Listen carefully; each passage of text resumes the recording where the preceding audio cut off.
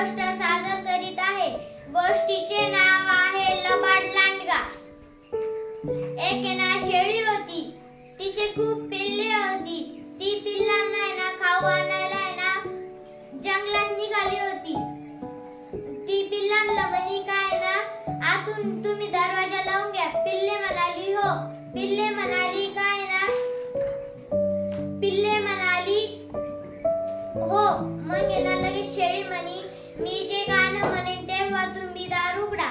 मग शेळी म्हणी काय बरं म्हणते मी गाणं। मग लगेच शेळी गाणं म्हणून राहिली काय दार उघडा बाळांनो, तुमची आई आली छान छान काऊ घेऊन।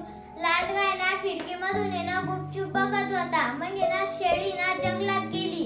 लांडगा दरवाजाजवळ येऊन म्हणून राहिला काय दार उघडा बाळांनो, तुमची आई आली छान छान खाऊ घेऊन। मग पिल्ले ते छोटं पिल्लू ते लय हुशार होतं।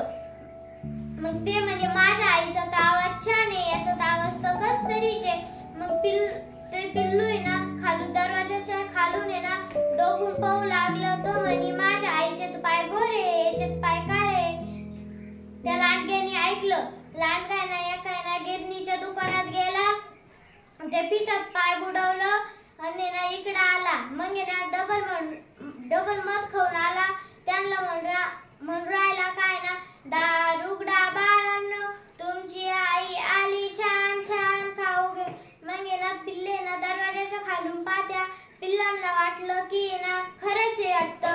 मग लगेच पिल्ले दरवाजा उघडीत्या सारे। तो घरात आत यायच्या आत पिल्ले सारे लपून बसत्या। काही पलंगा खाली एक छोट पिल्लू ते हुशार राहतं ते चुलीत जाऊन बसत आणि वरून गमीला घेत। मग ती शेळी म्हणती दरवाजा कस काय उघडा। मग तो लांडगा सारे पिल्ले घेऊन जायला जातो।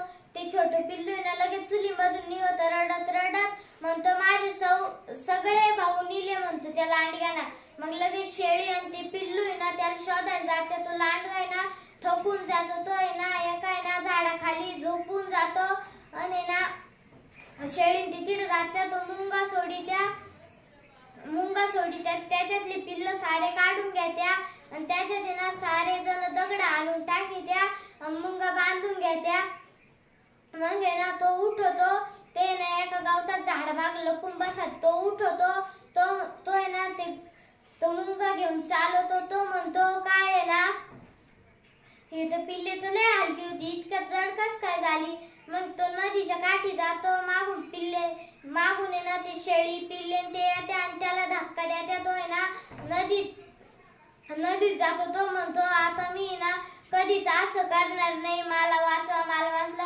मग शेळी ते निघून जाते आणि तो होऊन जातो। या गोष्टीतून कधीच लबाडपणा करायचा नाही असा बोध मिळतो।